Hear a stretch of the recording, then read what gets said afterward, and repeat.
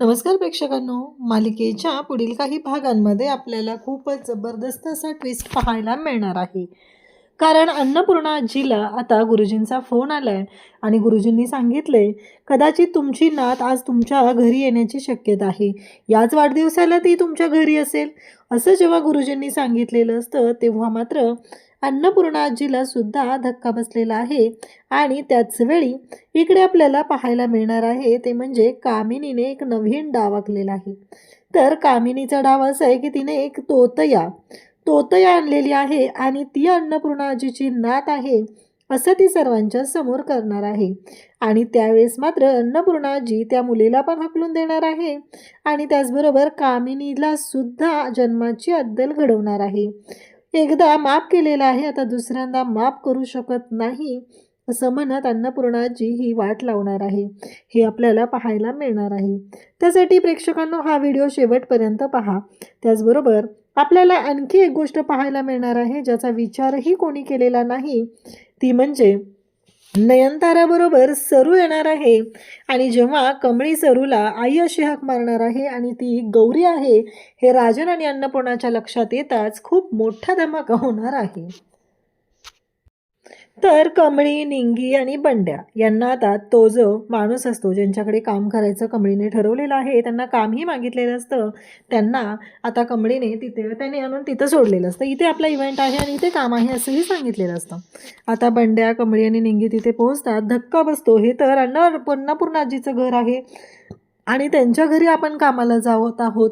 निंगी म्हणत असते की कमळे आज तुझा वाढदिवस आहे, आज नको. कमळी म्हणते नाही निंगे, आपल्याला हे करावं लागणार आहे आणि तिघांचे मिळून 5,000 रुपये मिळणार आहेत. म्हणजे बरीच मोठी रक्कम मिळणार आहे.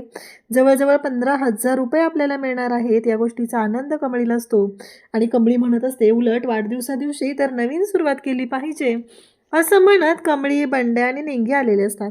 इकडे अन्नपूर्णा आजी मात्र वाट बघत असते. ती म्हणत असते की नाही, काहीही झालं तरीही आता मला या गोष्टीचा छडा लावावाच लागणार आहे. मला माझ्या नातीला ओळखावंच लागणार आहे आणि आता पार्टीमध्ये नात येणार आहे. ही गोष्ट गुरुजींनी सांगितली, गुरुजींची भविष्यवाणी आहे आणि त्यामुळं काहीही करून आपल्याला या सगळ्यामध्ये आता फायदा करून घ्यायचा आहे.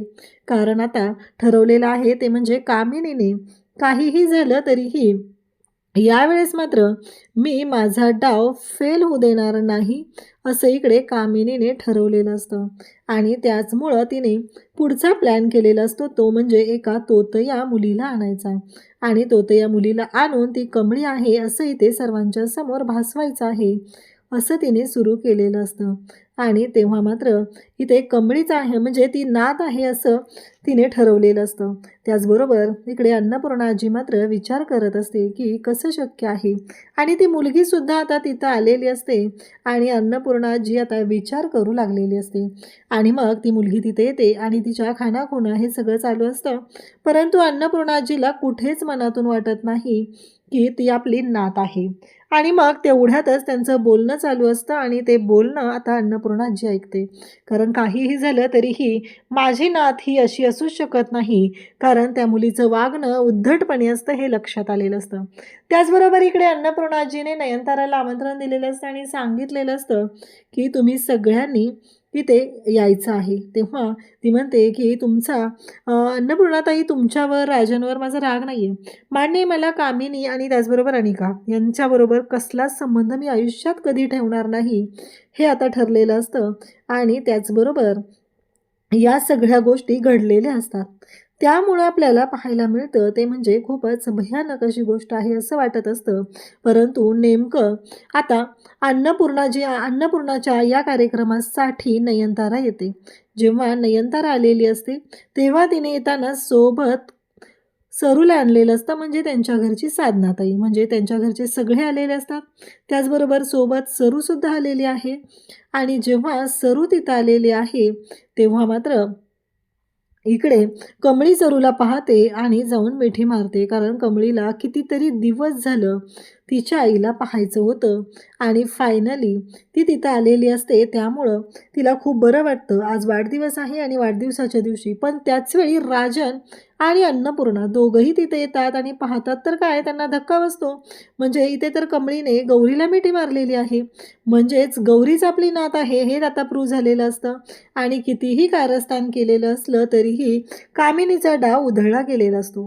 कामिनी तिथं म्हणत असते की नाही, हे सगळं खोटं आहे. ही कोण आहे बाई, ही इथं का आलेली आहे? खरं तर गौरी घाबरलेली असते. कामिनी तिथं असते. परंतु त्या क्षणी राजन तिथे येतो आणि राजनसुद्धा त्या दोघींना जवळ घेतो. फायनली राजनचं स्वप्न पूर्ण झालेलं असतं. त्याच्या गौरीचा शोध थांबलेला असतो. आज कितीतरी दिवसानंतर ही गोष्ट घडलेली असते आणि इकडे कमळी त्याचबरोबर बंड्या, निंगी सगळेच तिथं असतात. तेही येतात आणि सरू काकू म्हणून सरूला मिठी मारतात. तेव्हा अन्नपूर्णा म्हणते की अगं गौरी, कुठं होतीस तू इतके दिवस? तेव्हा कमळी म्हणते, तुम्ही ओळखता? ही तर माझी आई आहे. आणि आई, तू इथं कशी आली? तेव्हा नयनतारा तर शॉक झालेली असते. ही कमळीची आई आहे. इकडे अन्नपूर्णा आणि राजन गौरी गौरी म्हणत आहेत आणि आता नयनताराला धक्का बसलेला असतो. हे सगळं काय आहे? म्हणजे मी जे पाहते ते काय आहे? हा प्रश्न आता नयनताराला पडलेला असतो.